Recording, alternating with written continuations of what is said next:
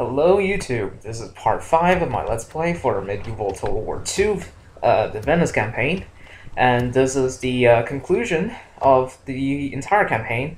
Within this video, I will take the 45 settlements necessary for victory, and yeah, this is my second campaign now that has been accomplished in a very short time compared to what the norma that I see. So let's get into the action here. So I noticed that Sofia is garrisoned with an ungodly amount of troops, and all of that is the remnants, troop remnants of the different factions that I wiped out. Around like 60 units that I did not have to fight. Basically, I was able to do so by basically avoiding them and going for all of the cities. And once all the cities are taken, those troops become rebel and are, from there onwards, not a threat to me anymore. So, like I said, the mobility of crusading stacks is very important. Yes. Without that, I would not have been able to outmaneuver the AI so goddamn decisively. So here, my ships are no longer needed because my armies are marching on land. So, and in order to save me a bit of upkeep, I'll just get rid of them. I won't be needing them anymore, so it's fine. And I'll need the only money I can get for the next couple of turns, because the crusade has ended, and now I actually have to pay all my troops. And all my troops are starting to run out of gas, meaning they are becoming very depleted. They won't be able to push on like this for too much longer. They are mercenaries. There is no way to replenish them, especially the crusading mercenaries, because I cannot even hire any more of those. So basically, I'm gonna have to use what I have right now to push on until I have the 45. Right now, I think I'm in the mid-30s, so not too much not too much more. I am building a lot of priests so that the Orthodox and Muslim segments of the population can find some solace in Mr. Jesus. And yeah, so that's all happening in the east of my empire. And looking at the minimap, one thing you notice is that my empire resembles the map of the Eastern Roman Empire. Just a random fact out of nowhere, I suppose. So like what I did last time, I will be uploading a RAR file containing a mishmash of all my saves. So if you want to go through the campaign for yourself, be my guest. And if you want to go on to conquer the entire known world from this foundation that I've built, be my guest. So, yes, Lord. Looking at this army here, it is very depleted. And, sorry about that. See, it seems like every commentary, there's that one point where I just cough and have to say sorry. So it's starting to become a trend, if nothing else. So, the diplomats in this game take forever with their little bows, and I'm not gonna adopt any more generals. I don't need to form any more crusading stacks, so there's really no point. Okay, Tripoli, that goes according to my plans. Iconium, that's fine. You can see my economics is not doing quite so well as it was like earlier on. So at this point, I basically made the decision to stop, pretty much withhold all the building queues within all of my cities. No more new buildings until the end of the campaign. One is that at this point I was starting to become a little lazy about this whole thing. Yeah. And the second is that the money I saved on buildings could be spent upon my army upkeep, which is pretty hefty. I think at this point I have like 150, 160 units, and averaging at like maybe 150 per unit, taking into account how depleted they are. So that's quite a hefty amount of cash that I have to pay out like every turn. So here's Burn. I can auto-resolve this because Italian infantry is just that much superior to other militia infantries.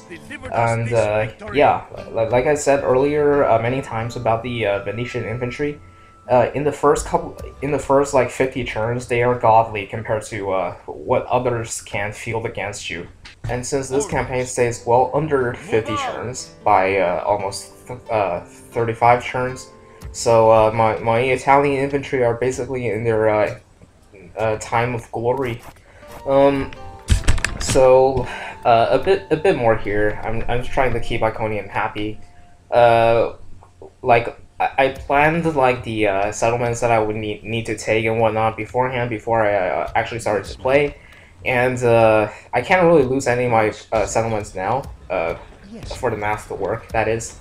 So here I have a priest army that converts any Muslims to Christians in a short amount of time, hopefully, and I won't have a lot of time to use them, but it'll be useful for the future if you're actually going to play it out. So, looks like this army is almost all out of gas, so I'll have these two take the current cities, and then I'll have them combine to take Edessa, which is a bit to the northeast. And here, this is now my faction leader, and I will have him take Tbilisi. Easy stuff, nothing to it. Auto-resolve everywhere.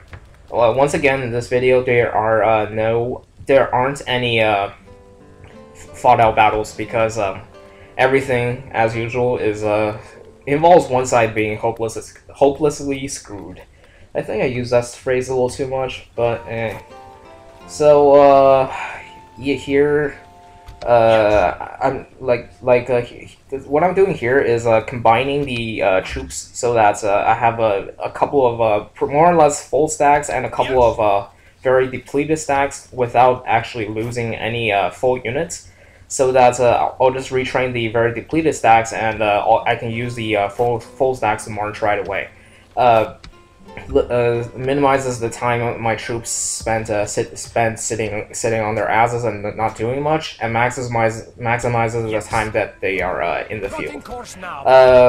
Very useful, I suppose. And with a bit more troops from Nicaea, I probably said that wrong, but this army could go into Crimea and take. I don't know what that settlement is called. The name changes with every game, so don't blame me. Blame chronology, I suppose. So, Constantinople has a very high population, rather difficult to keep happy. So, leaving a bit of troops there, I suppose, is not the worst thing in the world. And I'll train up a couple more priests to send their way. This is a gigantic empire, after all, and 15,000 florins is more or less pocket change for an empire this large. So I'm gonna have a financially I'm okay, not doing too great, but I should have enough to get to E45 without too much troubles. So here is in northern Italy. This is my troop factory, along with the Templar. Hospitaller headquarters and whatnot. I can recruit infantry as well as cavalry from just cities. That's pretty OP in terms of how the game is designed and whatnot. And in one turn, I can raise up a pretty respectable army to go at Bologna, which is held by the Holy Roman Empire. That army right there, I was sending it to Granada. Which is held by the Moors, and it's in their back lines, so it's rather weakly held. Like, none of the cities are very well held very strongly, except for frickin' Jerusalem, which Egypt has like 30 units by it. I don't understand how they can pay the upkeep for all of that without going bankrupt. But that's just me. I think the AI gets some sort of bonuses in that respect. Otherwise, I don't think it's possible. Like 30 units upkeep, that's like 4 or maybe 5,000. That's a very conservative estimate, of course. And Jerusalem is making nowhere near that much money. Just saying. Okay, ending the turn here. The diplomacy takes forever. Those princesses, they have to do like their little courtesy, and that takes forever. Whatever. I won't have to see too many more of those. The Thebes Guild, if I remember correctly, gives you a bit of a bonus to public order. That's always good. yeah, keeps the people happy. That's always good. So now I start to march upon the Holy Roman Empire, and if the Pope wants to intervene, I don't really care at this point. Go ahead. That's what I'm saying. Go ahead. And a quick pointer for those of you out there: if you don't really like the Pope, just march on him, and then kill him, of course, and then load the game. So that by loading the game, save the game right there, and then load it. So by doing that, the Pope elections commence, and you can kill another Pope. You can repeat this process as many times as you want until you get your guy until your guy gets the papacy. So basically, you can kill off the whole college of cardinals that way. That's if you need it, of course. In this campaign, I probably won't get to it. It's a little useful trick I discovered a couple years back. So here is more or less the final stretches of this campaign, and a couple more cities here and there, and that'll bring me up to the 45. This army is seriously running out of gas, but those units I think were all pilgrims. If I was actually fighting the battles out with just pilgrims, which are horrible, I don't think I would have made it this far. But then the auto-resolve calculates things slightly differently, and that usually goes in favor of me. So, I think that's it for this turn, more or less. And I'll just end it here in any minute now, I think. Oh yeah, I forgot. So, you see those ships of Moors hanging out there? If the settlement is empty, they'll usually just attack you, but if you recruit a unit, they'll sometimes not want to attack you, even though they do have superiority in that region. Farewell, my lord. So, I think this is the last turn. Yeah, no, one more after this. So, at this point, I suppose I could begin with my concluding thoughts. This is something I'll do for pretty much every one of my Let's Plays. I did one for the last one. I suppose I'll do one here. Basically, this campaign was just an exercise in snowballing and efficiency. There really isn't much else that I really did. The snowballing began at turn 1. On turn 1, I think I took 3 settlements, doubling my initial size, and then the Crusades began, and it just took off from there. Within 16 turns, I have doubled my original 3 settlements almost 4 times to 45, and that of course is pretty insane. Sorry. Of course, without the Crusade, it would still be possible, but not nearly as fast. And once you snowball ahead so very much, the AIs, there just isn't too much that they can do about it. I mean, they put up a valiant fight. They were able to put up like 20 unit stacks, but for the most part, I've been able to avoid them just by taking out all the cities. So, yeah, like, even though I might not have the military superiority when compared to the combined might of my enemies, but by marching around rather deviously, I suppose, I was able to avoid all of them, and somewhat of an abuse of game mechanics, I suppose. So, and then there's efficiency. From the get-go, I did not have any troops sitting in my cities doing nothing. They were always attacking, and attacking.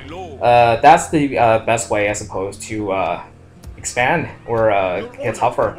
I mean, you can be the best defender in the world, but then again, you're only gonna be at one settlement the whole time. You need to attack to get things done, and that's what I did. And I was running under the philosophy that the best defense is a good offense. I did not bother to garrison my cities and waste upkeep money and troops. I had all my troops attacking so that the AIs were more or less unable to counterattack, and I just steamrolled the map, basically. So this is the last turn, I suppose, and yeah, aggression. That's basically a staple of my campaign. There isn't a single turn where I didn't really attack something, I don't think, and yeah, I think that's enough about aggression. And then there's Crusades. Crusade mechanic. There's, well, three, I suppose. Four Crusade mechanics I really kind of abused. They are the fact that the troops move very fast when under Crusade, and that they do not. Well, I'll shut up for now. The computer can talk.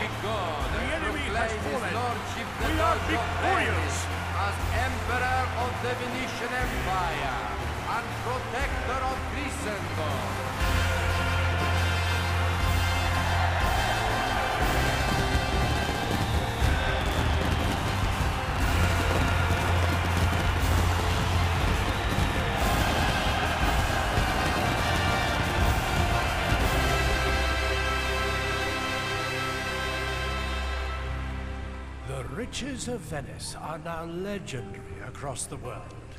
A bustling empire of commerce allows even the lowliest to strive for wealth and power.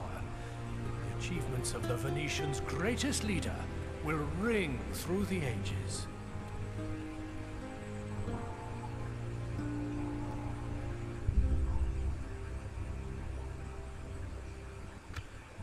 An empire of commerce, you say? Well, the Venice I played was an empire of pseudo-Jesuits, but that's besides the point.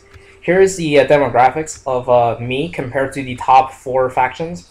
As you can see, the lines are pretty skewed in my favor. Like around turn 5 or so, I just started snowballing ahead so much that it's not even funny. And I think I showed a couple more things. Here's my family tree. I made sure to use the adoption to get enough generals for the Crusade.